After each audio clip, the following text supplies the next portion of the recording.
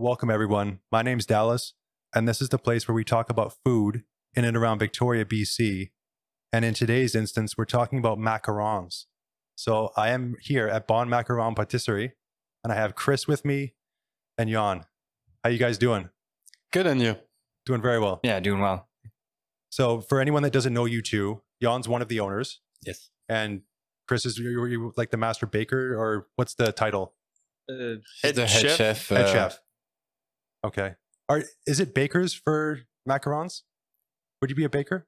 Yeah, I mean, We have bakers, but for me, he's more than just a baker. Of course. So, because yes, we do have bakers, the people in charge of production, just making the shells. Yeah.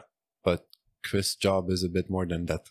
So let's start off with the wildest flavor you guys have ever made. Does something that come to mind? We've done, it depends. Over like one that you tried, the ketchup chips was definitely one on the crazier side. And for people that didn't try that, that was last Canada Day. Not this year, but last year. And so you gave me a few of those to try. And I gave them to one of my friends. And you guys nailed that flavor so much that when I gave it to my friend, like I think her brain exploded because it was so on point with what a ketchup chip would taste like. Because it kind of had that tang a little bit, but it's in the form of a macaron. So it's like when you're looking at it, you wouldn't expect these two things to like collide, but they did. And I don't know how you guys nail the flavors so much like you do.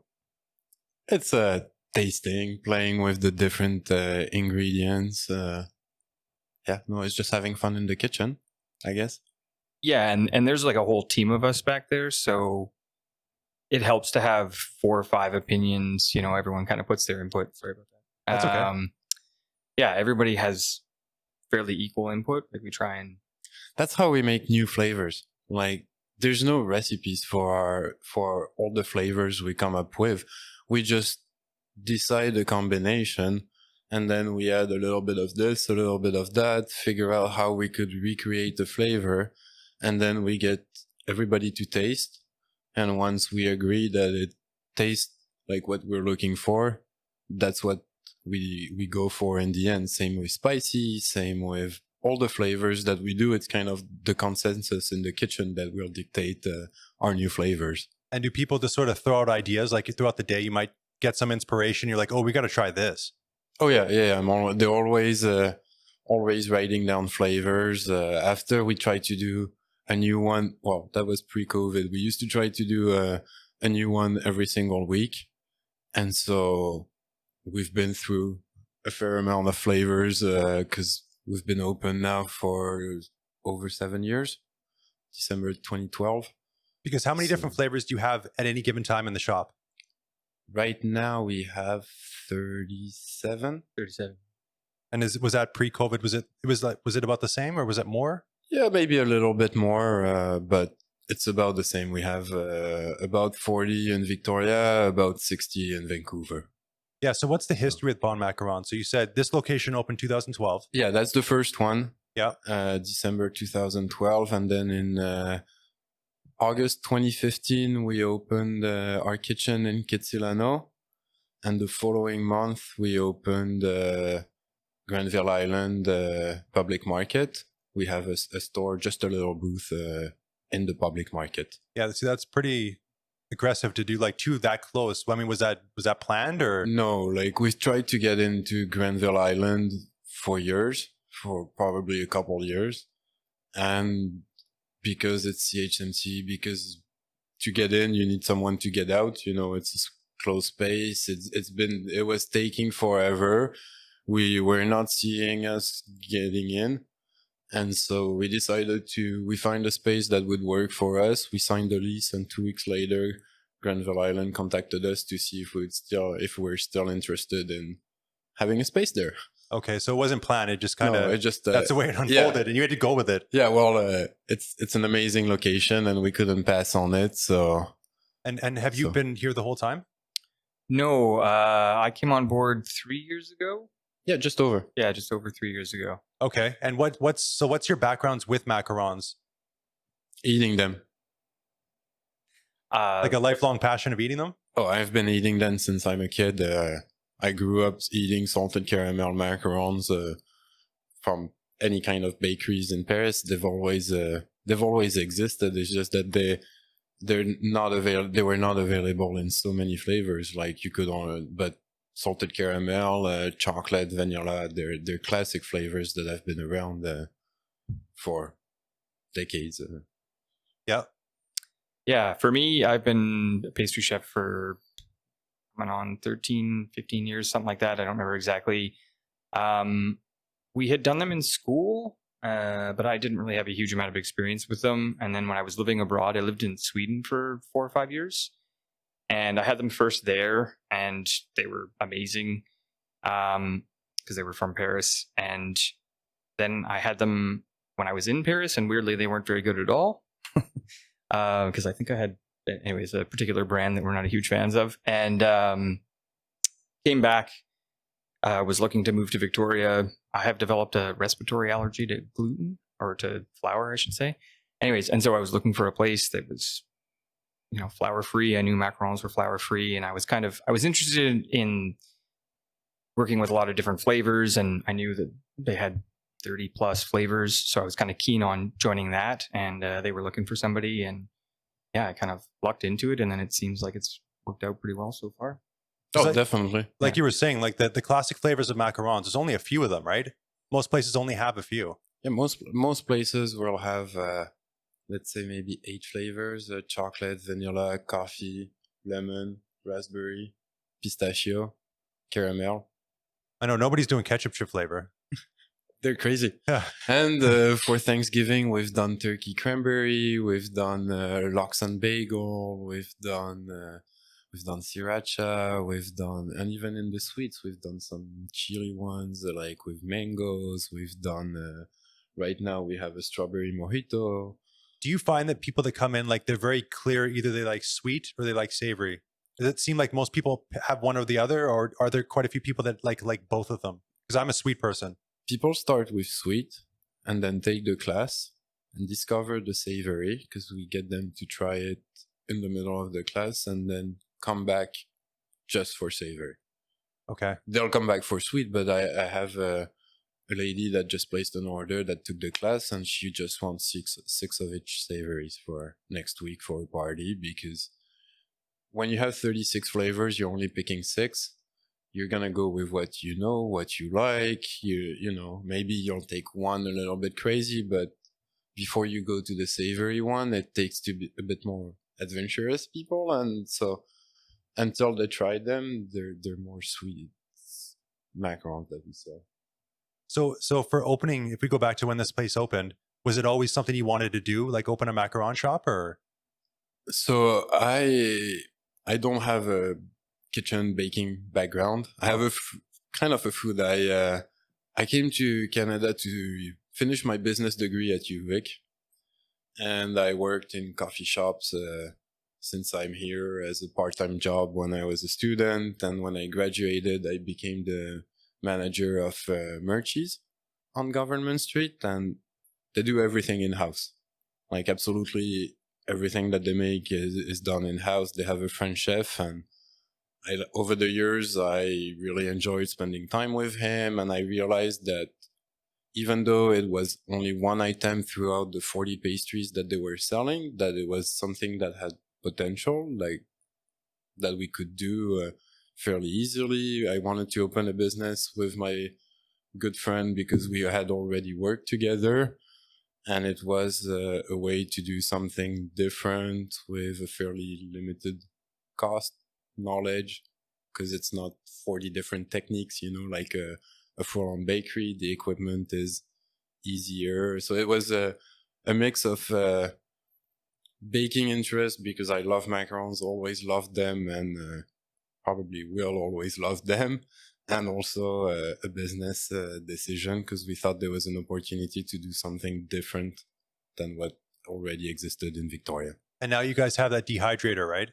Yes. Which now that's going to, I imagine, be able to allow you to do even more crazy stuff than you could have previously. Yes, definitely. And our new location in Vancouver, we're moving to Grenville Island, to Cartwright Street. So we're opening a second location. We're going to have more space. We're going to be able to do even more creations, more tastings, more like. So are you closing down one of the locations in Vancouver? Yes, we're going to close down Kitsilano. Okay. And we're going to move everything so we'll be entirely on Granville Island. Yeah. And so the idea is to use as much, we already do, and we really push that even further on about using local products from the island, from the different vendors of the island. Because over there, you have a flavor that's like a Granville Island flavor, right? Yes, we have about 10 flavors. We have a sake one. We have a maple caramel. I want to try the sake. Well, it's with the artisan sake maker from Granville Island. Oh, really? Like we work with each vendor. Oh no, I need to try that. Oh yeah, no, we'll have to get you to come over to see us when it's open. We're gonna push macarons to a whole new level, and Chris started creating tasting menus that are gonna be quite amazing. So new stuff for over there. Yeah, we'll have the opportunity to do things are a bit less constrained by what we normally have, because the tastings presumably will be like 1 to 3 hours depending on the tasting. And so I think we're going to look at doing things a little bit. We don't have to worry so much about having them necessarily on site all the time. It'll be just for that tasting. And those are separate from the classes. Yes. The tastings. These are ones that you guys have made or something, and you bring people in to sort of educate them. And it's going to be to showcase like open face macaron with fresh ingredients, local ingredients, and also how they pair with certain wines, how they pair like the idea with cocktails, with beers, with tea, with coffee, because macaron can be used in such a diverse way. I feel like no one is thinking about macarons in that context, that you could pair it with so many different things. Because like for example, there's been multiple people that I've talked to that said, oh, they use the word hate even. I hate macarons, but then they've come and tried what you guys are doing, and they like, you totally just flip them instantly with one macaron, and they're like, oh, these are actually really good. Thank you. So what is it that you guys are doing that's different that like, because I have had some that are not good in the past at whatever, and you guys do an amazing job. So is there something that you can think of that's different that you guys do? I think there's a few things. I think one simple thing, but it's to keep things traditional. It's our meringues are half almond flour, half icing sugar. You can make it work with using 2/3 icing sugar, 1/3 almond flour. It will look exactly the same. Now, when you eat it, it's going to be crunchier. It's going to be sweeter. You have less almond, more sugar. It will affect how the macaron tastes for sure. And after, it's mostly a question of quality of the ingredients that you use in the fillings. If you use artificial filling, if you open your strawberry macaron and your filling is all white, it's an artificial flavor. You can see, if you open ours, you can see the seeds of the strawberries. You can see the fresh mint in the mojito. We actually use real ingredients. My lavender comes from Happy Valley Farm in Michoacin. Matcha comes from Jaga Silk. Jared will tell you exactly which plant it comes from in Japan. As much as we can, we try to use good products, quality products, local products, and products that, if you come and see the class, I'll show you every product that we use. We don't have secrets. We don't hide the way we do our products. And I was lucky enough to take one of those classes last week, and I got to say that was really cool. Because like for me, even piping stuff, I'd never done that before, so that was a whole new experience for me. But I love the way that you guys had the whole recipe there. You explained everything very clearly and concisely, and you made it very fun and very interactive. Because you choose a flavor. Everyone chooses a flavor, and then you all make them, and at the end you get to leave with a whole bunch of them. But it's kind of a really good team building or bonding experience. Oh yeah, that's the idea also in Granville. Here we have a small space, but pre-COVID we were supposed to have for example, at the end of the year, Christmas parties of offices. We have quite a bit of team building event, because yes, it's 3 hours, but we make it in a way that anybody can come. That didn't feel like 3 hours. That went by very quickly. And look at your macaron looked amazing for someone that never piped before. I love the big one that I made. Remember yeah. that? The monster? I messed one of them up and I made 2 massive pieces. So it worked perfectly. That was the first one I ate afterwards, by the way. We have to say all the other ones were much more even than that one that was a giant one. My ones at the start were not, those weren't pretty. But I slowly was getting sort of the hang of it. Oh yeah, no, that's why we also get you to make 40, because this way you make 80 shells, you get quite a bit of practice with the piping, because it does take a little bit of practice, but our objective is that you're able to actually make it at home and that you bring us one someday. Yeah, so when someone does make one at home, you mentioned that people could actually make their own recipe or flavors, and they could actually bring that to you, and you guys would actually do that in the shop potentially, right? Oh yeah, I mean, if it's so one caveat though, because we do get people that often suggest a flavor slightly aggressively, we could say, when they come into the shop, it has to be the recipe as well. Like we need it can't just be 2 flavors combined shouted at us over the counter. I can't just come in and say like combine root beer and chocolate. Yeah, unfortunately no. But if you come and you have the filling, then we will. If you bring us one macaron so that we can actually try it, and the recipe on how you did it, as long as it gets voted, I mean, it's got to be eatable, but we will have it as a feature the following week or the following time we have a new flavor. I'm still waiting for one of our students to bring us one. Has nobody done it? Oh, they've done macarons? Yeah. But people are afraid to bring me new flavors or be like, hey, here's one new recipe that you did. I've had lots of people sending me pictures trying to make. They made chocolate, they made vanilla ones, like the ones that they feel confident with. But I've never had someone trying some crazy flavor and then bringing it over. But we're confident with Chris that it's going to happen one day. Well, there's got to be somebody out there that's going to do this. I mean, if you guys can make ketchup chip flavor, somebody's going to have to try something crazy. Pre-COVID, there was these 2 15-year-old girls, something like that, who took the class, and I'm pretty confident that if somebody brings us a flavor, it's going to be one of them, because they were very determined that once they were of age, they were going to put us out of business, because oh really, they were coming for us. Yeah, the challenge was just the challenge was thrown down, and I was like, well, bring one in and we'll see. Of course. Yeah, I just got a flavor in my head that just popped up. I don't know why, but banana and peanut butter, would that work? Yeah. Have you ever had a sandwich with banana and peanut butter? Yeah. My mom used to make those. And for some reason, I just had that in my head. I don't know. You guys have never done that though, right? I don't think I thought I saw the recipe in the book, but... Oh, really? You guys have done it?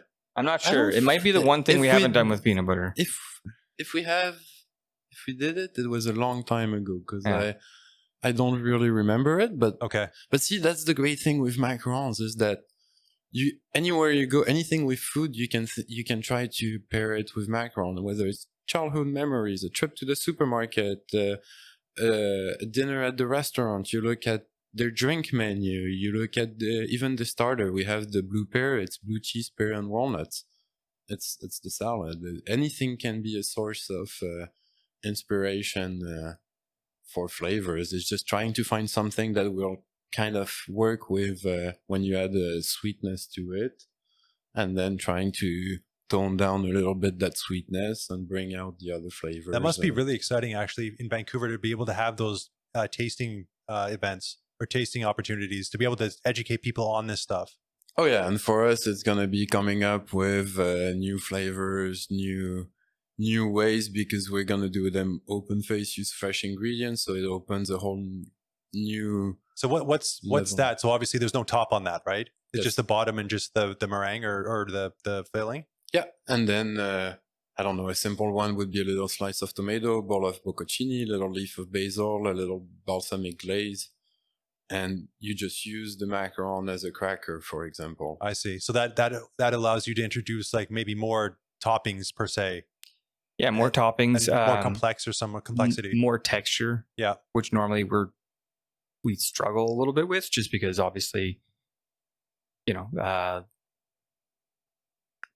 our biggest, I guess, struggle would be that over time, the macarons are going to start absorbing moisture. Yeah. And so there's a lot of just ingredients we can't use because we're constrained. We need them to have, a shelf life of at least a week or so in the freezer. It definitely has more, but, Yeah, we have to make sure that the macarons stay good in your fridge for 3 days. There's some products that we can't use, not because they don't work with macarons, but just because we have to pack them. They have to go in a box. I want to make sure that when you arrive home, they're still in the same shape.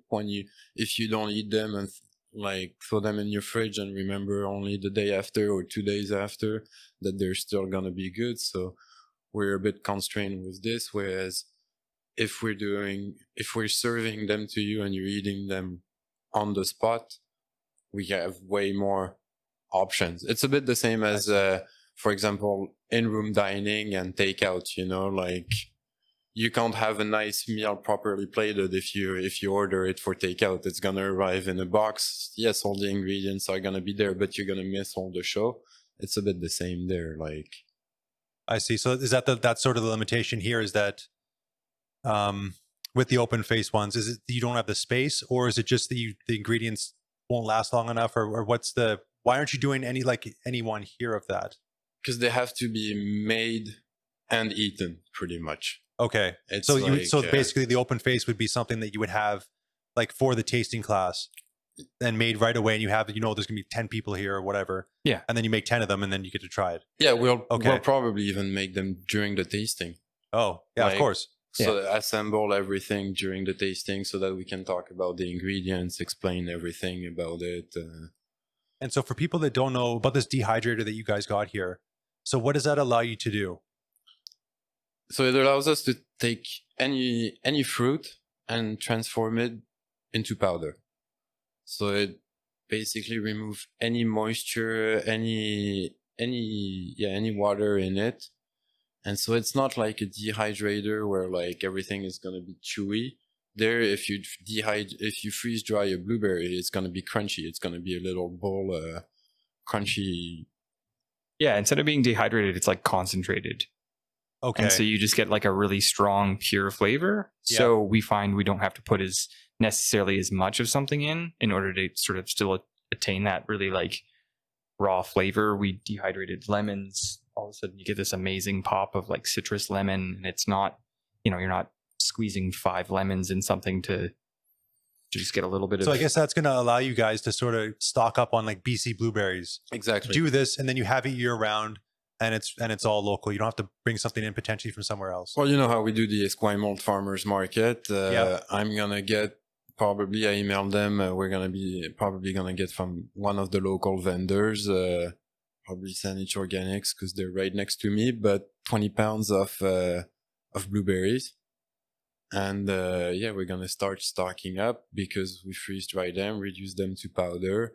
Store them in an airtight container, and they're good for months. And this way, the idea is to sell it to people down the road so that you can make at home blueberry, strawberry, whatever macaron without using any artificial product. It's literally just plain strawberries that you're gonna add to your buttercream. Oh, so people can actually come in and buy that powder? Not yet. We're still working on the packaging. It's also Vancouver with the move. We need to add the machine over there so that we're able to produce enough for the stores plus for our production what we use in the macarons. But within the next few months, a lot of things are going to be changing with Granville coming. That's awesome. And you mentioned the markets.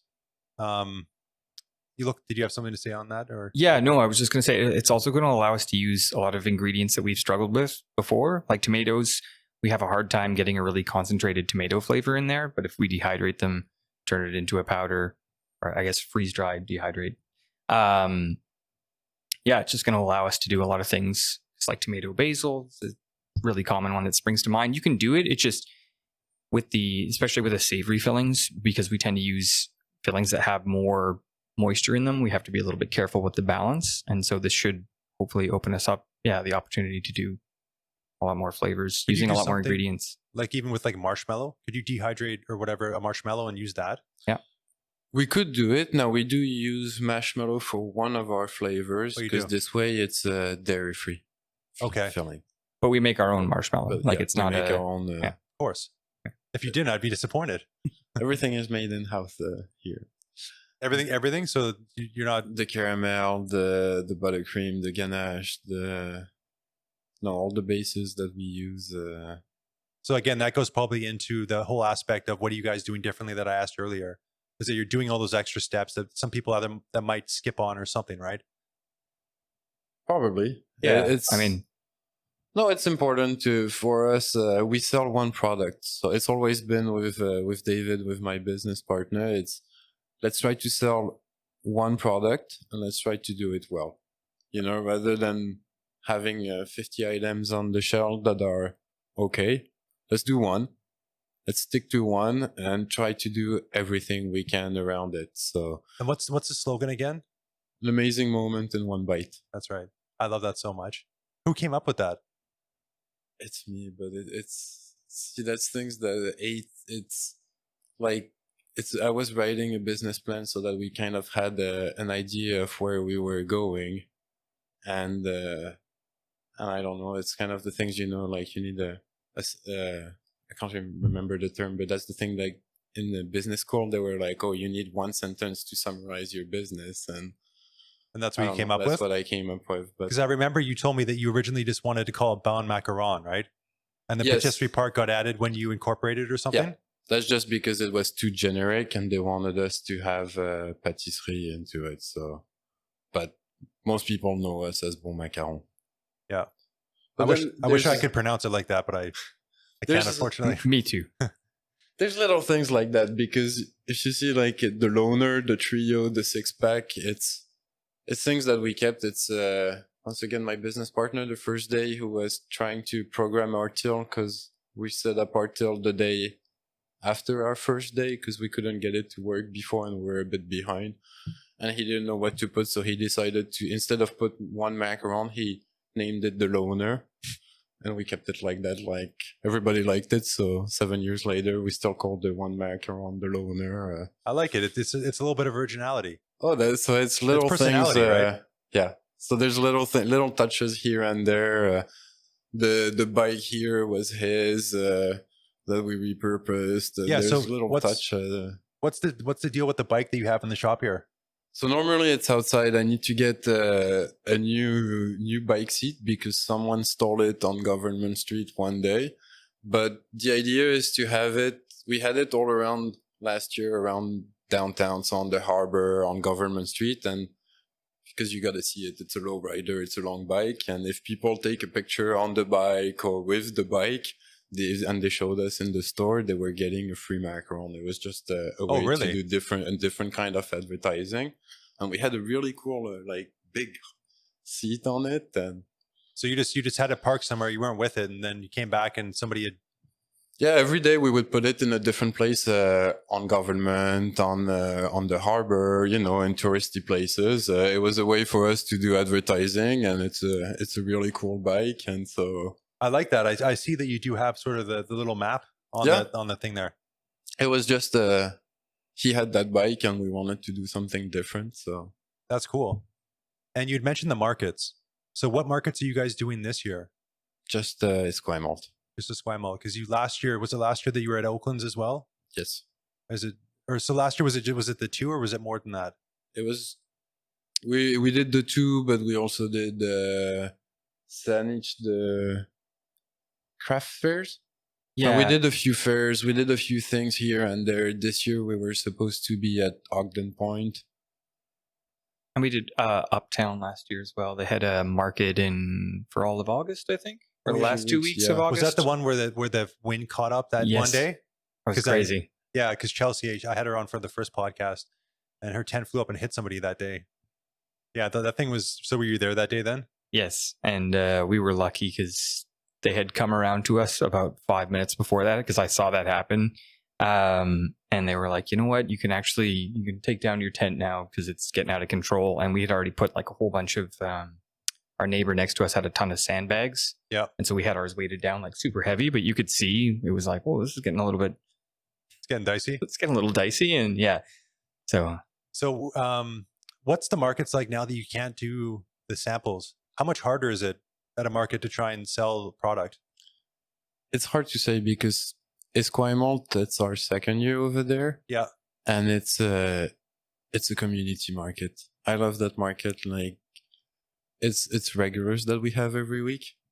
They know us. Most people already know us. So we have boxes prepackaged. Some Like with somebody's name on it? No, well, some of them call, yes. Like I tell them, I'm like, just give me a call at the shop and we'll prepare it and we'll bring it over. Some of them do that. Otherwise, I just have 5 different boxes. Everything is prepackaged and people can choose within the 5 options. So some of the kids are a bit disappointed because they have one favorite where they would like 6 of them. But other than that, people have been great. No, honestly, it's good to see the same people as last year. It's funny. Like I really like that market between the vendors and the customers. I can't say enough good of that market, to be honest. I appreciate too there that they the market itself helps the vendors like set up and tear their stuff down. Yeah, Which I don't they have volunteers for people that need. No, Katrina is doing an amazing job at that market. Chris did most of it last year. Yeah, I haven't seen you there this year. Have you been to any of them? no, I'm headed there next week. Are you? Yeah. Tomorrow. Or this, Okay. sorry. Tomorrow. Oh, Yeah. And I've been, honestly, I have been meaning to go down. I sort of miss it. I loved it last year. It was exactly like Yann said. It's just a real sense of community and everyone's so nice. And there's 4 or 5 vendors that I've been missing quite a bit. So Yeah. I'm excited to get back down who there and is that? support them. Who are you missing? Oh, House Sausage is, Oh, of course. yeah, amazing. Yeah. Mile Zero Coffee, I really like. Yeah, they're awesome too. Have you been to House to their I new haven't. location? I was gonna say they just opened a new location. I went there Saturday. Really? Yeah, it's How cool. was It's they built something. Their front is really small, like it's just to showcase, but you can see all the material that they have in the back and like the kitchen part. It's impressive. Did they and- take you back and show you? No, I was just I know they partnered up kind of with a guy named Guillaume who has l'apéro, a cheese experience. So he has a cooler in their store and he sells cheese. This way they do cheese and cured meat. They had like- mentioned this to me that they Yeah. had someone that they had sort of partnered with a little bit. Yeah, he's passionate about cheese and he has so he's building up a cheese company, but so they go well together. But yeah, no, go and check it out. Like, their Lomo is so good. They are on the list for the podcast. Oh yeah, So they're gonna be it's, coming up. Nice, because they're passionate about their product. And what was the thing you just mentioned that was really good? Lomo? What is that? It's some of their cured meat that they sell. Like they sell it sliced, Okay. thinly sliced. It's like they have pancetta. They have everything is good there. Like See, the one that I really like is they have a baker working with them now, and they have those bacon and chocolate chip cookies, and they have the bacon butter tarts. So it's got like smoked bacon in the butter tarts, and those things like will blow your head, like brains all over the place. Just I don't even know how they're doing that, but it's craziness. If you like bacon, basically, it's going to be your jam. Oh yeah, no, I don't know. I think they were out when I went. Yeah, they sell it pretty at the start. So when I get to the market, that's the first place I go. Go get my sweets. I eat my dessert first, and then I'll go to the food trucks and get something else. Nice. Which I do appreciate the fact there that they have indecent risotto. Yes. They have Farmsgate. I don't know if you've tried their stuff. No, they were sold out last time when I wanted to. But the problem is because I go alone, or we usually go alone. So it's either we have to make sure that we arrive early so that we can get it before. Yeah. Or if we sell out, or if last time I sold out, but it was the first. I had a little bit of time to go around, but they were already sold out. And is it always the same vendors in the same spots? The food truck varies. No, for you guys, like where you are. Pretty much. Because you have, I forget who's beside you. Is it Justin? Just those. Yeah, Justin from Just Those Hummus. Justin and Eric. And on the other side, most of the time it's Saanich Organics. Okay, like that's right. Strawberries and meat. Yeah, it's a good group of people there. Oh yeah, we have fun. So with COVID happening, how has that impacted the business for you guys? Like what changes have you had to do? You've obviously the classes you had to shrink down to like half the size. How has it impacted business and everything for you guys? We shut down for just under 2 months. Yeah, 6 or 7 weeks. Yeah, something like this. About like everybody, mid March till mid May, something like this. Were you at home like trying new recipes? Like were you itching to get back in, or? Oh yeah. What we did is we had people could order online mystery boxes of 30 and pick up on Saturday only between 12 and 2. So like it kept us a tiny little bit busy here and there, but it was not much work. And other than that. And we would meet twice a week for coffee here just to sort of talk over everything, see how things were going, touch base. It was nice to talk to another human that wasn't my partner. That was driving her crazy. And and then I think I went away for 2 weeks and I went up to be with my mom for a little bit because she's a tiny bit at risk. And just wanted to make sure she was set up and everything was taken care of. And she's an amazing cook. And so I was able to just go up there and watch her do her thing and kind of ease back into it and get a little bit inspired. She's always got crazy new ideas. And yeah. So does she ever challenge you with an idea? Like, you should try this? No, hilariously, we're like perfect opposites, kind of. She's amazing in the kitchen. She can't bake, she claims she can't bake. She's not nearly as good as me, and I can't hold a candle to what she can cook. I wish the skills were more transmutable, but yeah. But I try and learn every time I'm up there because, yeah. It's amazing how people that are really good at something like one or the other, it's amazing to see someone that has a skill set you don't have. Yeah. And be like, how are you doing that? Like, it's because they're such opposite though. Like baking is basically chemistry, right? Everything has to be quite measured. You do have a little bit of flexibility in how you decide to sort of interpret things, especially flavors. Cooking, it's all about how those flavors are already working. And that completely varies from ingredient to ingredient. And, baking powder is going to be the same every single time, right? Or hopefully, anyways, that's why it exists. But, tomatoes, they'll be fresh this time. Next time, they're not quite as fresh. And I'm much more comfortable when, the recipe says, put in X amount of this or Y amount of that. And, I watch my mom, she's constantly tasting everything. And then it's like, oh, it needs a little of this, a little of that. Well, it's like totally in flux. Yeah. Oh, and just like it's experience. Yeah. And she just does it based on how it's tasted before, how it should taste. She already has sort of a vision in her mind, you know what I mean? And then it's like, yeah, sort of bending the ingredients to it. And that to me, that just seems like totally the opposite of what you're supposed to do. So I'm like, yeah. And one thing, as I'm looking behind you guys and I see these big pyramids of macarons you guys have, can somebody order something like that? Nothing's impossible. I mean, it's going to be an expensive pyramid, let's be honest. Yeah, of course. But have you ever done like a big pyramid, not maybe like that or something for somebody? We've done pyramids like that, but without all the decorations. It's going to be, because those ones are quite a bit more tricky. The ones that we do the most are the ones behind you. Yes, exactly. Those ones are the most common ones. But it's big.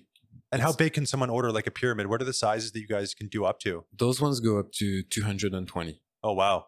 So, and have you had somebody order 220? Oh yeah, like that is fairly common for weddings, for events, because you have to think. We recommend about 2 to 3 macarons per person, depending if you have other desserts.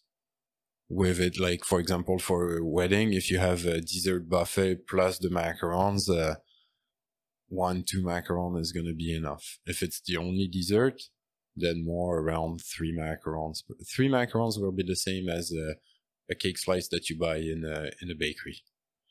And so that's good for about 50 people, 50, 60 people. And you guys are able to do some type of printing on macarons, right? Like some type of design, or if we can do anything. Like, that's why it's Bon Macaron. It's, if you want something in macaron, we can do it. We can print on them. We can print your picture on it. We can write your initial on it. We can draw designs. We can do literally anything, either through the printer or by just drawing on it. And then there's the options of the shapes, like those ones we've done, little tutorial. I've done a few in the past. With every year for Valentine, we do heart shapes. I've done flowers. We've done little footballs for Father's Day. We've done all kinds of shapes. So the shapes, how much harder is it to do that versus just doing a circle? Is it just piping skill, basically? Depends on the shape, really. But yeah, like anything with straight lines is going to be really, really complicated because obviously the piping tip is round. So rounded shapes are a little bit easier. So hearts are a bit tricky because they have the point at the end. The really complicated ones like the octopus and stuff, yeah, those are, we have to usually either hand draw the template and they're quite a bit more complicated. I didn't even clue in that on there that octopus is a macaron. Everything is in. Yeah, I thought it was just something you bought and put on there. Over there, you have the eagle, you have the woodpecker, you have. Okay, I'm obviously not paying attention. I love every that octopus though. Every decoration in any legs. Of our stores are going to be made with real macarons. Fun. They're fake. They're fake in the sense that they're old, that we spray them with food lacquer, that there is royal icing in them. So don't go and try to eat them. But at one point, they're made with the same way that we do the ones that we sell you. Yeah. Yeah, and I like the fact too that you do have the little small ones as well. Yes. So if somebody wants little small ones, can they order? Because you don't have those all the time, right? Would somebody have to order those if they wanted them? Yeah, we can do it on special orders, or usually we have them around Christmas, around Easter. This year we missed we this were going to have them Easter, around but Easter, we were yeah. gonna have them. We're gonna have a little bag with a little chick macaron. Where we're gonna do a few little egg-shaped macarons. That's the fun part. Like, once again, with macarons, between the shapes, the flavors, the colors. Is there any flavors you guys have tried that didn't pan out? Like tons. But like, is there one that like you're like, why, that you've tried multiple times and you just can't get? Or Yes. Yes. Are we gonna say it? Which one? There's one. well, there's multiple. Well, there's one that really stands out to me. We have tried twice with tamarind. Okay. Oh yeah, which is this one. Really fantastic flavor. No, tamarind caramel works Yeah. well, but it's also that it's a bit like the savory. People don't know about it. So when you have to explain already what's the product before you get them to try it, when there's 35 other flavors, it's a bit delicate. I don't know tamarind by itself. I don't know what it tastes like by itself. Like I know that like pad thai, you can get like a tamarind based sauce, but I don't know what it would taste like on its own. So but the tamarind caramel is the one that it has that sour. Yeah, it's sort of got a sour tang. It's actually, and because the buttercream and the shells tend to cut more of the bitterness, so you just get more of sort of the light tang. It's not quite a citrus, but it's pretty close. And funnily enough, because we have the food tours that occasionally come through, and you get guests from all over the world, and I found that when we would have a lot of Australian guests or South Asian guests, super familiar with tamarind, because that's, I'm assuming, I'm pretty sure that's the region it comes from. And so then they would be interested in trying it. But like, yeah, I guess people, if they don't know, it's hard to inspire people. No, but this one made it to the front. There's flavors, especially with herbs. As soon as we try playing with herbs, it can go weirdly. There's beers. We've done some because like you know how for the ketchup chip we want the macaron in the end to taste like what we're naming it. It tasted like a ketchup chip. This for the beer, it did not taste like beer. It was a sweet beer. It was not working. That was one of those where we couldn't get enough flavor without adding just too much moisture. Yeah. We tried reducing it down. We tried a bunch of different things, and it was like, yeah, it was fighting us very much. So how long does it usually take? Like, you get an idea for the ones that work. Like you, let's say you think of the ketchup chip. How long did that take you to be able to, like, you think of it and then now it's something you could actually sell? Depends on how complex the flavor is. Like, ketchup chip was quite tricky because there's a bunch of different elements going on, as we discovered. Because well, I mean, you got that tang in there and everything. It's crazy. Yeah. So that one was a bit more complicated, but normally if we think of something, I don't know, mango lemonade, you know, so then we're trying to find the balance that we want, you know. It takes those ones. I think it's more finding the actual combination that we want to do. That is going to take quite a bit of time, because it's not just finding the combination, it's finding all like a flavor that is not going to be a repeat of all the other flavors. That is something that is different than what we just did. It's also the colors. Like in spring we have brighter colors, in fall we have like more fall colors. Like we're always playing with that. So, and we try to have, like, if I do a strawberry that is going to be a neon green, everybody's going to be, why is it neon green? Like it has to be pink, or it has, like, the product and the color have to match. So we try to avoid having too many of the same color at the same time. So it's more all those things that make it tricky. And it also needs to suit the season a little bit. Like, we're not going to do s'mores in the dead of winter when nobody's camping. You know, it's going to be a summer flavor. Have you guys ever done like a barbecue one, like actual barbecued meat type of thing? No, not since I've been here. But did you pork one? Sorry, did you do a pulled pork one? Is that possible? Could you do like a smoked meat one for a tasting? For sure. Yeah, that'd be a tasting one. Yeah, because this one you can't put it like you want to eat it. You want to even eat it a bit hot. Like if your pulled pork is completely cold, and I want to try one of these tastings so badly. I have a feeling like the stuff you guys are going to be doing is insane. Like it's just going to be a whole like another experience. Like people, I mean, what you do here is crazy, but I can imagine once you open up that realm and you can start experimenting with all this more complexity, it's going to be really crazy. Yeah, that's the point. That's the idea, is to show. It's really to show people what we could do with a product that's been around since 1600 or something like this. So you're going to have a big space over on Granville Island specifically like for that? Well, to produce and to host the tastings, the classes, the workshops, those kind of things. Do you know how big those are going to be, those tastings? Or how often you're going to do them? I don't know if they're going to, like, I think they're going to be about 12 people maximum. Okay. We don't want to there might be a little bit more, but we don't want to do it too big. The idea, it's a bit like the classes. We don't want to increase the size too much, just because we want to make sure that we have time to be with everybody, like to make sure that we can spend a bit of one-on-one time with everybody, making sure that they understand everything, that if they have questions, we actually can answer them properly and not just give them a 2 seconds answer and then move on. So we might keep it small, and right now with COVID it works well. Of course. Yeah. So engaging with people is, like, for me, the most rewarding part of it. Just having that chance to connect to people, talk to them, share their interests. Well, everyone's bringing years of their own experience into the room. So they're coming at it from a different aspect. Like, I thought it was hilarious making that big one. It seemed like, I don't know, I don't think you're the biggest fan, right? Oh, it's just because it's my OCDs. Like for us, they all have to be perfect, and yeah, we'll make fun of each other if when we do recipes with 2 different colors, we count how many don't match at the end. You know, because we do recipes of about a couple hundred. Yeah. And so you have to make 200 shells one color, 200 shells the other color, and they all have to match.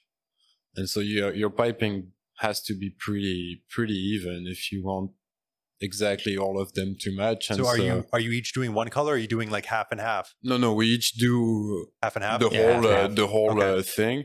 But sometimes I don't know. I'll have to do the rose and lychee, and he'll have to do the watermelon.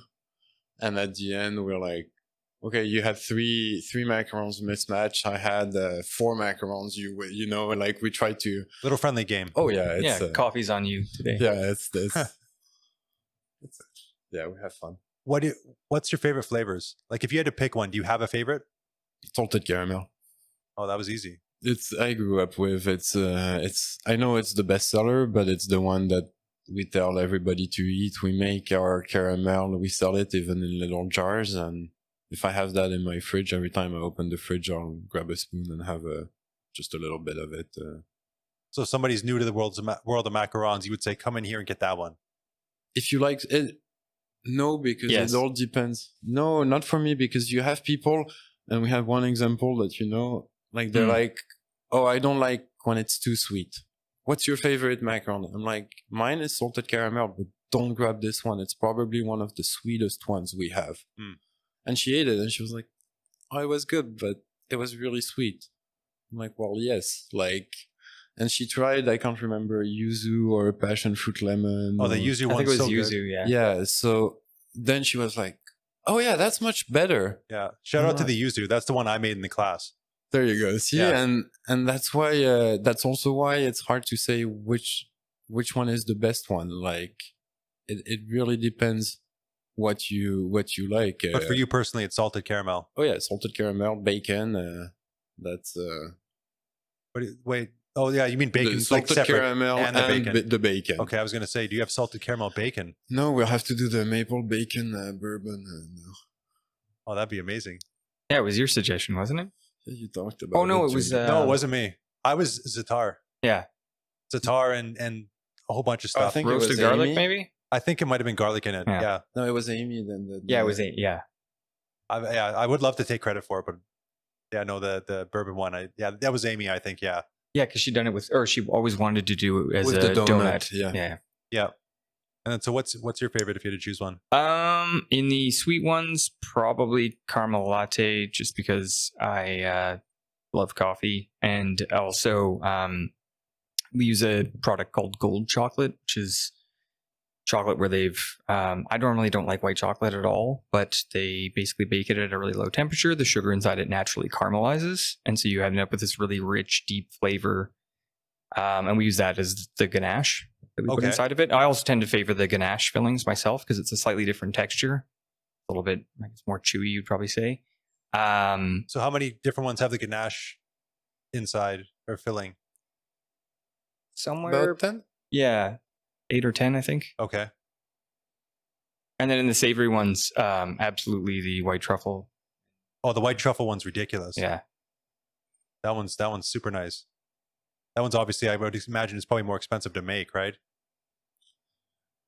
So they all in all at average. That's like, it's a little bit more expensive. Some are a little bit less expensive. All in all, we try to stay within a certain bracket because I don't want to start selling some macarons at a certain price, the other one at another price. I don't want people to come here and be driven by price. I want to have their taste. Yeah, I love that. Choosing. That's really smart. Because if you have someone that is that doesn't want to spend the 25 cents extra for budget for whatever reason, it's a shame that they're not gonna try those flavors. And then in terms of stock, in terms of bringing in, it makes it easier for everybody. And I try to keep it. We try to keep our food cost within a certain range, and this way everything is at the same price. And is there any future plans? I mean, you have the classes in Vancouver going on. Are there any future plans for the location here? We're gonna expand so Victoria used to be the test place, and then Vancouver would get them. I think Vancouver is gonna become the test place, and Victoria is gonna get them. So we're probably gonna host some of the savory classes, some of the workshops, some of the tastings as well. Oh, so you're going to do some of that open face thing here then? I'm hoping. The only thing is that here it will be an exclusive thing once a month, just because of space. Of course. It's gonna be way more limited than it's gonna be in Vancouver. But yes, I'm hoping that we can bring it to Victorians as well. If not right away, in a few months.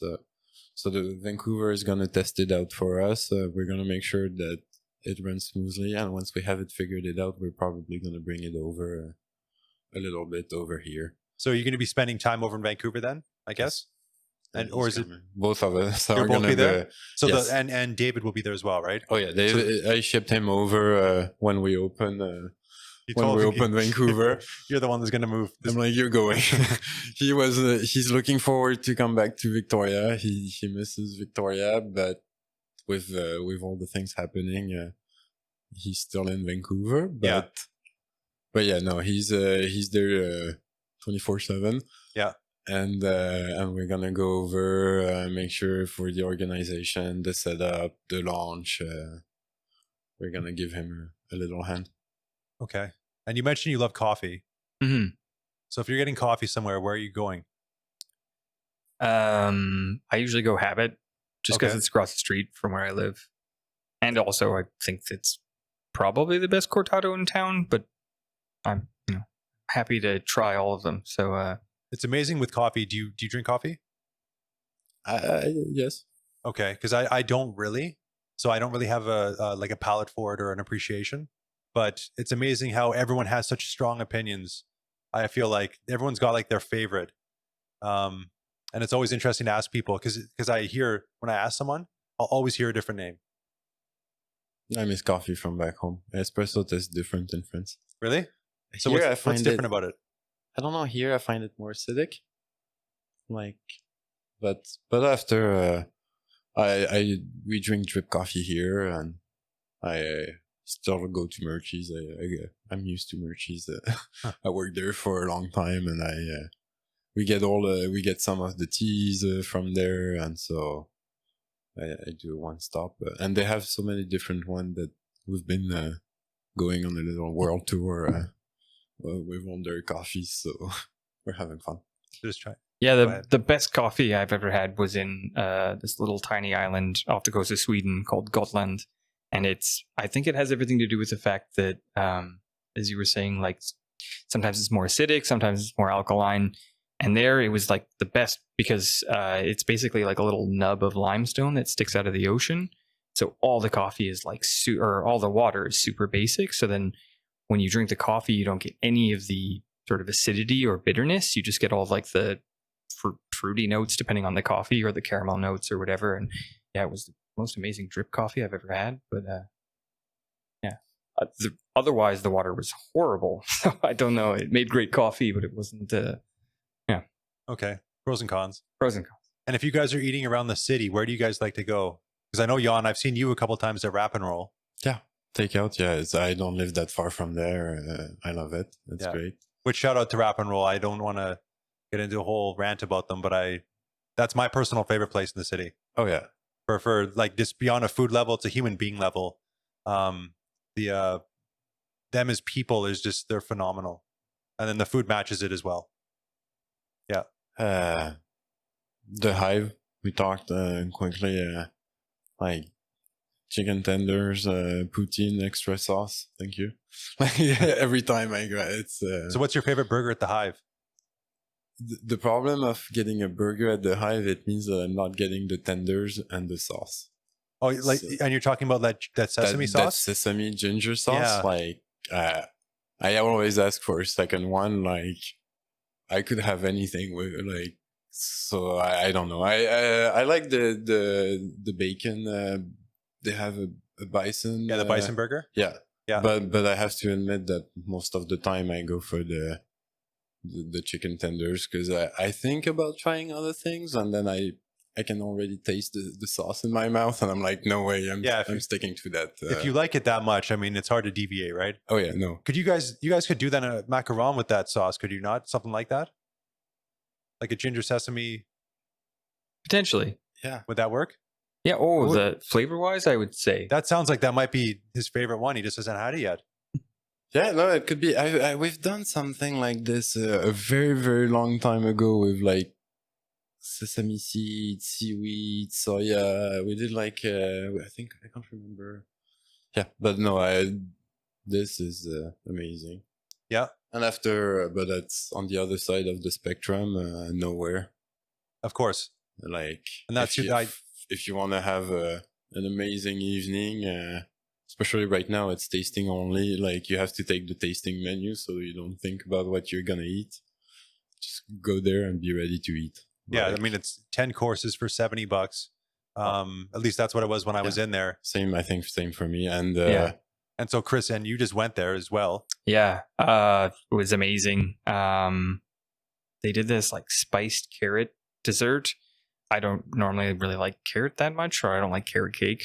And now I'm like trying to figure out a way for us to politely riff on that a little bit to figure out a macaron that'll do them justice. Oh, really? Yeah, That's awesome. It was amazing. Because when I was in there, I went in about a month ago, and they had the house-made almond macaron with a spot prawn ceviche as the filling. when I went there, it was sea urchins. Yep. Yeah, like an urchin paste, orange paste, and I think they had black sesame seed in the shell of the macaron. And how was that?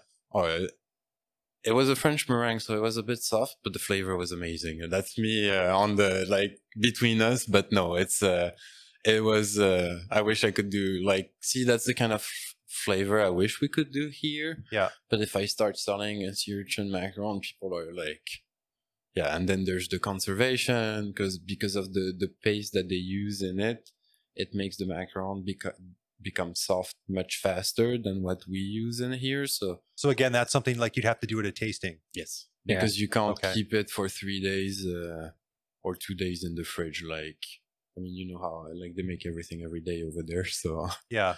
no, and the drink pairing.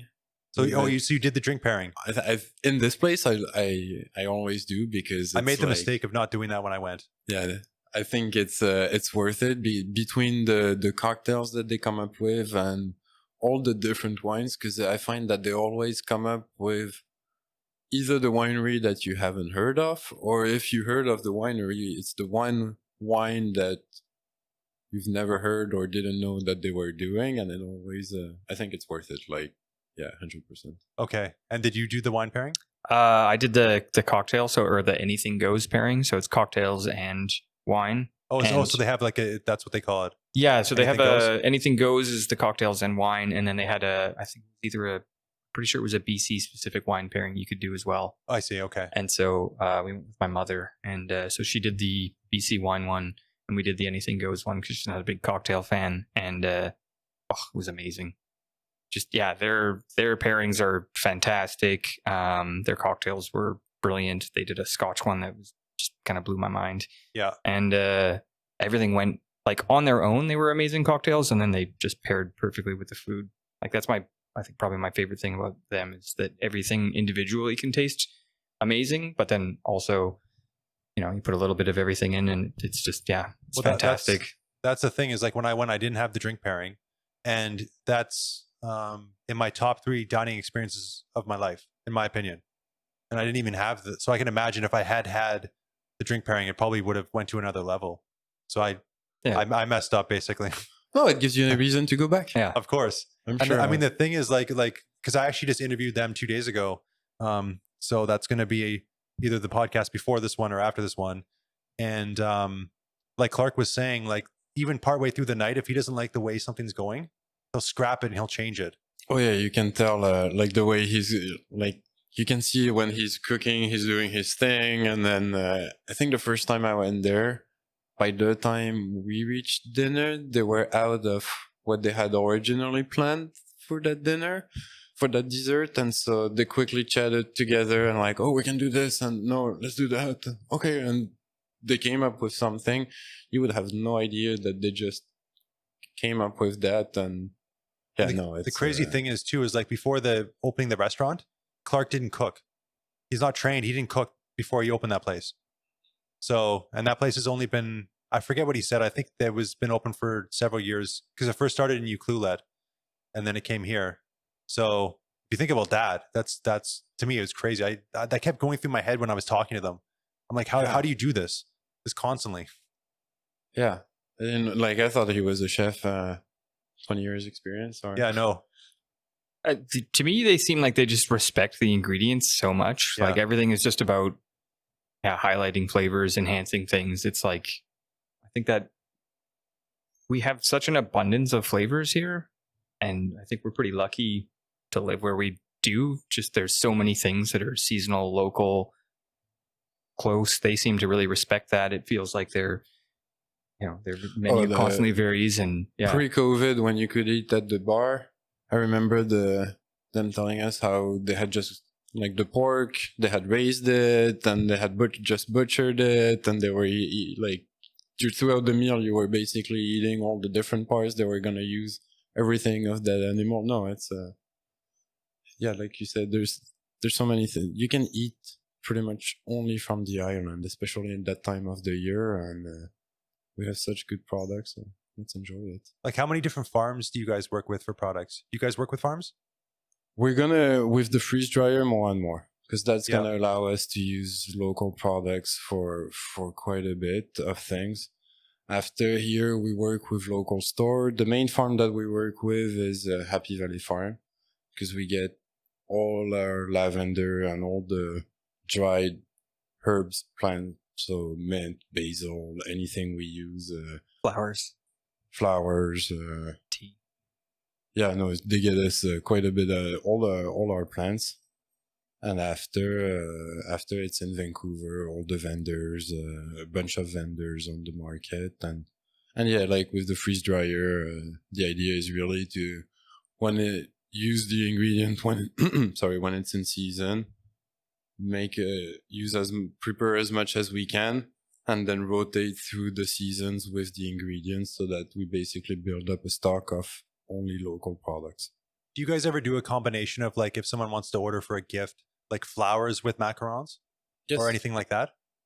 For the pyramids behind you, we've done in combination with flowers on top across the street. Yep. Like wedding towers that incorporate. So basically, flowers. Every other row is a row of flowers. Oh, that's cool. So you have about 100 macarons, and the other half are flowers all around it. Oh, like we've done wedding favors with them. You can add a little. Oh, it was with Happy Valley. We had someone that wanted a little bag closed with a ribbon, a little stem of lavender in it. Everything is made in house in the shop. So it depends on your ideas, your budget, and anything can. In a way, that must be very, like, freeing to just know that you have this freedom to, you're not stuck in this predetermined box of here's our flavors. That's it. You can pretty much think of anything, and now, especially with that new equipment, that must be pretty cool. Oh yeah, it's a new toy. Yeah, I mean, for me, it's pretty much the most rewarding part of working. I before this, I'd done tons of production, worked in commissary kitchens, that kind of stuff, and it was very like production driven, and it's a great way to learn skills. But I find much more now working with new ingredients, working on the flavors, and just working with people doing the classes and tastings and stuff like that. That's for me by far the most rewarding part of the job. So connecting with others and and getting to play with flavors. Well, the nice part of the shop, after it depends how you are, but everybody does a bit of everything in here, because obviously everything was pre-COVID. Now it's a bit different. We only have one customer at a time, but before, when the store is busy, when we have a lineup at the front, everybody drops what they're doing in the kitchen. We come, we help customers.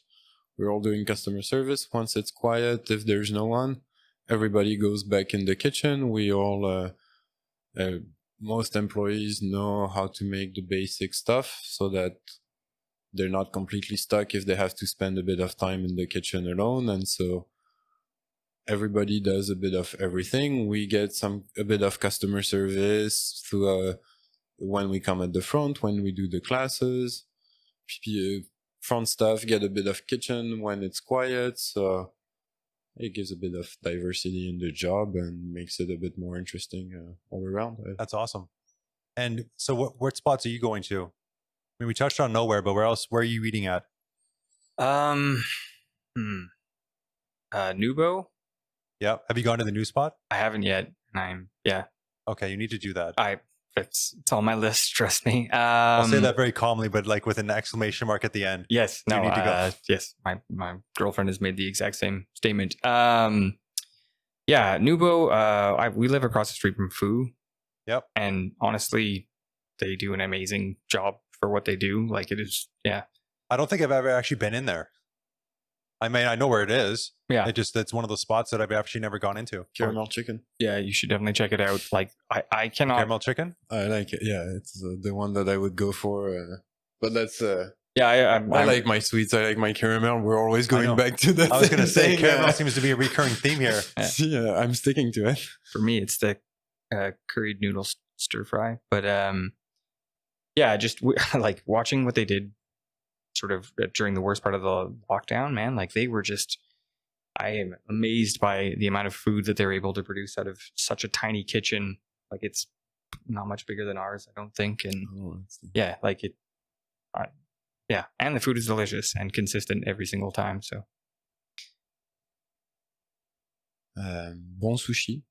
Yeah, and the one on Bay. Yeah, when people ask me about sushi, and I kind of think of the thing like if you're introducing someone to sushi, that the value for the dollar there is really good, and I almost think that's like the perfect spot if somebody's new to sushi. I'm like, just go there and get some stuff. Oh, they're always so busy. Like, I remember during COVID, even just reaching them, like to be able to place your order. Like, my wife would try so many times, like just back to back. Like, they were just constantly busy. Yeah, but it's great. Like, very happy. There's a Ruth and Dean that opened in the Esteban Village. Yes. Not so long ago. So they had their table across the entryway, but to get coffee, to get all their little baked goods, they had their hot chocolate crushes. I had it there. We did a CTV segment back when Mike and I were doing it with Joe, and they gave me this hot chocolate, and I was like, "What the hell is this?" It's not like any other hot chocolate I've ever had. Really, it was so good. I'd never had their hot chocolate. Really? Yeah, it's I don't know what was different about it, but it was fantastic. Yeah. They had their they made a special cake during COVID. They had a funny name for it, but it was really good. Like, they're amazing cakes. Do you ever go to Ruth and Dean? Yeah. Oh yeah. I go to the Esteban Village one because sorry, that's right. It used to be called Sunday's Child. Yes. Yeah, and then they changed it. I forgot. Susanna took over. Yeah. And they changed the name to so Ruth now and Dean. it's just Ruth and Dean. Yeah. But the downtown location, do you ever go to that one? I've been there once or twice, but I go more to the other one because it's closer to my house. So I'm happy they opened over there. Because she does an upside down cake occasionally at the downtown here, which I don't know if you've ever had one of those, a pineapple upside down cake.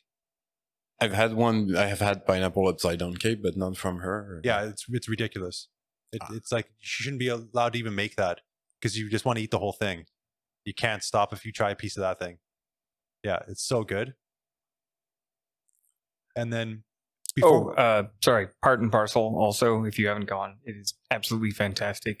I have to say about Part and Parcel, when Mike and I would interview people for like our CFAC segments, and we always, like, we had a predetermined bunch of questions, and I'd usually ask people like, where do you go and eat? I've done it with these things, and that one would come up the most when talking to chefs. That place, and I think Relish was the other one back when that was open. Those are the two that would constantly come up that chefs would always talk about. Yeah. Yeah. Sorry. I just had to, it popped into my head and I was like, how did I not mention Part and Parcel? But anyways. No, of course. I was going to say, before we started the podcast, you mentioned night diving. Yes. Which I know nothing about.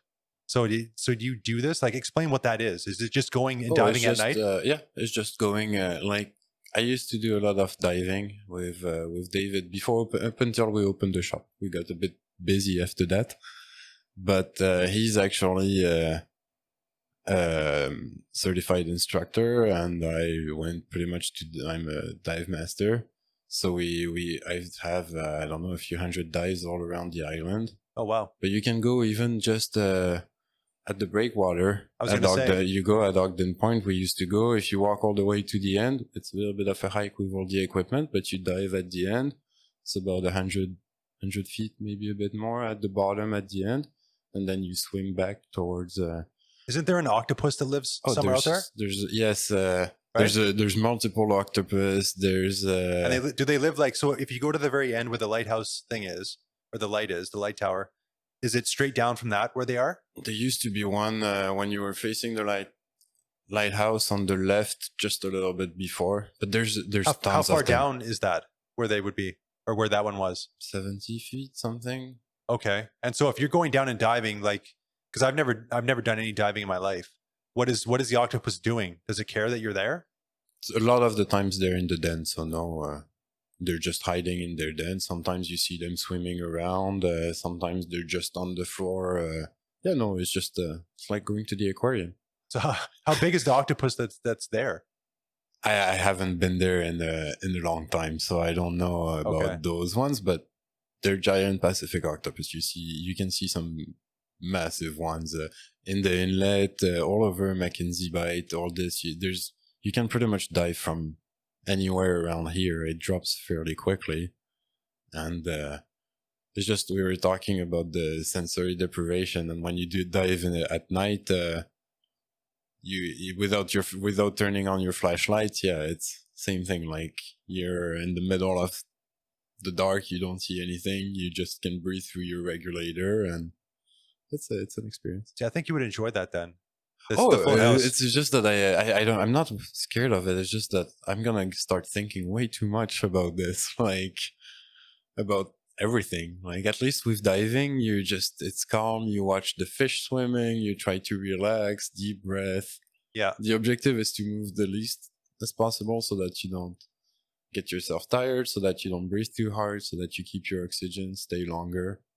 And so do you do diving still, or you just don't have time? David is pushing me to do some. We should go. No, I really enjoy it. I still have all my equipment. So when you guys get back in the same location or the same city, do you think it'll probably pick back up then, you and David? Oh yeah. Yeah. Because it's easy. We both have all our equipment. It's just getting the tanks filled and then picking a spot and gear up and go diving. You don't need a boat around here to go diving. So yeah. And then Chris, what are you doing on your time off when you have some time off? Pickleball. Okay. We picked up pickleball recently. I've never played pickleball. Which one is that again? That's with explain what it is. So it's sort of like a hybrid between ping pong and tennis. It's played on like a court that's a quarter the size. And the paddle it's a paddle, so it's got a tiny little handle like a ping pong, but then the head of the actual paddle is almost the same size as a tennis racket. Okay. And the ball is hard plastic. And it's we just started. I used to play soccer quite a bit, but kind of messed my knee up a little bit, and I've been slowly rehabbing it and then trying to get slim enough to actually get out and start kicking the ball again. Okay. And so are you playing pickleball as well?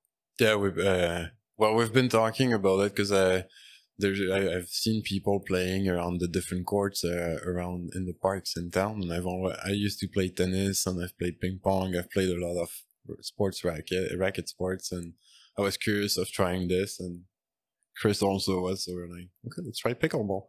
That's awesome. So you guys are enjoying that? Yeah, it's actually fun. See, I got a rotator cuff problem, so unfortunately like I used to love throwing footballs, baseballs, all that kind of stuff, and now if I do it, my arm's just a mess for like a week. Yeah, that's not good. It's not good. No. So you guys are good that way then? So far. Yeah. And I think our level, we're not throwing anything too hard, so we're you're out there like me, where you're like swinging as hard as you can, like trying to kill the ball. Well, we some are of us more than the others. Yeah, it's not guaranteed for success. He's dirty. He's always putting spin on the ball, so I feel like I'm stood behind the baseline trying to put all my effort in just to get it back over the net. And he's just. Okay, well, you got a long history though with playing racket sports, eh? Yeah, I did play quite it was a long time ago, but it comes back. I mean, but the Yeah. thing with me, like with the racket, is because you're supposed to hold it so it's like sort of straight at you. The way that I would hold it, and the way I think a lot of people do when they don't know, is they have it sort of perpendicular to you instead of, or no, I'm not wording that properly. Where you can look at it and you're looking at the flat side of the racket. I don't know how to describe what I'm saying. Basically, I would hold it the wrong way even. I never got adapted to the way you're supposed to hold it, where you're looking at the edge of the racket. Yeah, no, I see. You know what I mean? Holding the edge of the racket, why would you hold it the other way? Well, I can, for the people that aren't watching this, I could show on here, but people listening, I can't describe what I mean. I think we just abandoned that idea. Let's just say that. I just never got into it enough as much as I would have liked to. I like watching tennis though. Tennis is great. It's the same thing. It's kind an of mini tennis. Yeah, it's a mini tennis. It's an accelerated tennis because the court is small, so it's like hop hop hop. It keeps going. Yeah. Also, the way we play, because I think there's a couple different sort of styles or ways to play. I think a lot of people, it's just all at the net, and it's like really, really quick and fast, and it's just like volleying it at each other, and then because we're sort of easing into it. I don't think either of us are totally ready to charge the net every time. So we tend to almost play like mini tennis style. So we're a lot more just back at the baseline. Yeah. And then, I do probably twice the amount of running that he does, but we're getting there. That's awesome. He's twice in better shape than I am. So in the end, we're just as tired. So we're good. Well, they even out then. Yeah. That's awesome. Do you guys have anything else you want to mention? We're back. We're back. We're staying open. Classes are back, like you said. So 4 people only. Mask, glove, obviously the new usual. But you still live with 40 macarons at least, pretty much. We still do the tasting. We still try to do keep it as enjoyable as possible. And if you have crazy ideas. For macarons, make it at home and bring us one. And I would just say like a huge thank you to our sort of loyal customer base. That I lost count of the number of times people would come in immediately after we reopened, and just we're so grateful to have them be so supportive. I've noticed so many people in Victoria are, determined to shop local and support everyone. And honestly, I could not thank people enough. It's been a bit inspiring how much people have kind of rallied together around this through this crazy, unprecedented time. Yeah, no, it's really nice. But that's the spirit of the shop. Like, we wanted this store to offer something different, but also to have nice customers.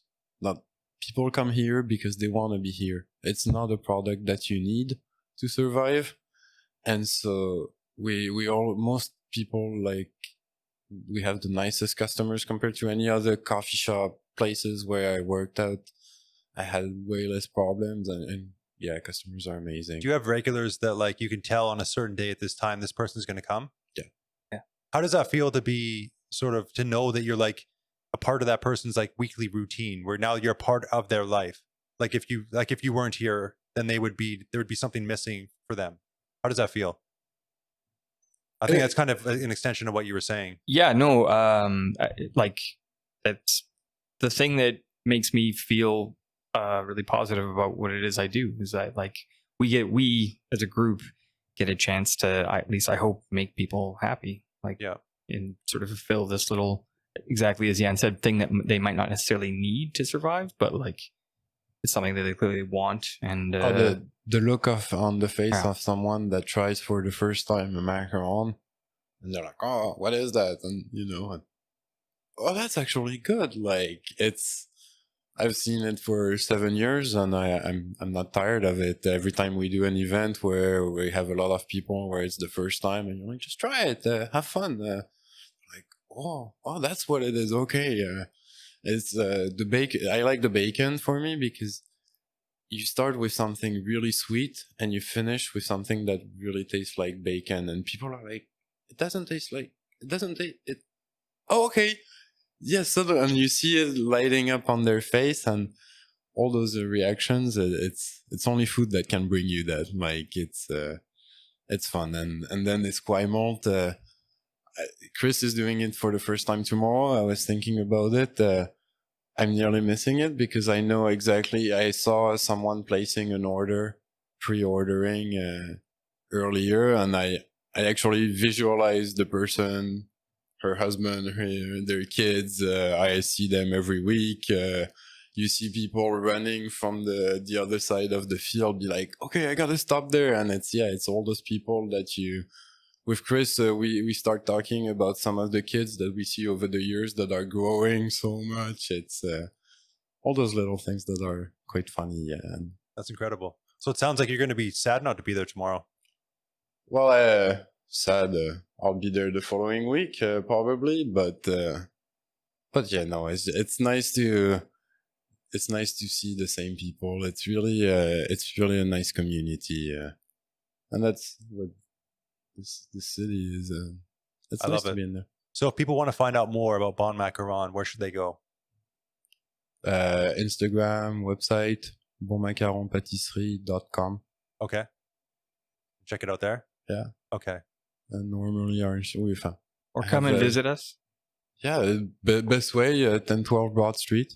Across the street from Pagliacci's. 100%. Come in. Pagliacci's. I mean, they got the showcase here with tons of flavors. Come in and try a few. Be adventurous. Try one you might not think you would like, but get it anyways because you're probably gonna appreciate it. Oh yeah. So we're just under an hour and a half here. Thank you very much for your time. Thank you so much. Yeah. And then I guess I still haven't worked out this outro. I keep saying this at the end of these things. I don't have a proper outro. So if you want to follow what I'm doing, go to VicFoodGuys.ca. And if you've made it this far, please give a like or follow on whatever platform you're watching this or listening to this on. That would be greatly appreciated. But thank you again, guys. Thank you. Thank you so much. I'll see everyone else next Tuesday. Bye.